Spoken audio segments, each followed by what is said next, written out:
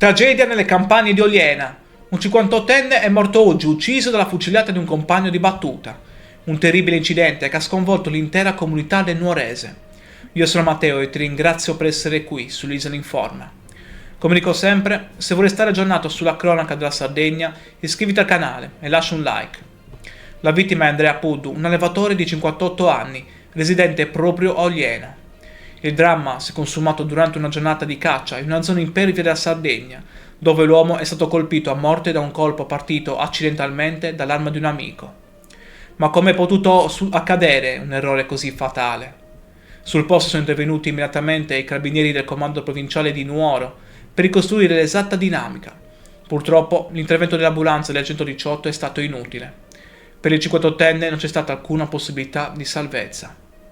Questo è il primo gravissimo incidente della nuova stagione venatoria in Sardegna, una fatalità che riapre il dibattito sulla sicurezza durante le battute nelle nostre campagne. Mentre il paese di Oliena si stringe nel cordoglio per la perdita di Andrea Puddu, resta aperta la domanda su come prevenire simili tragedie. Tu cosa ne pensi? Servono regole più severe per chi va a caccia?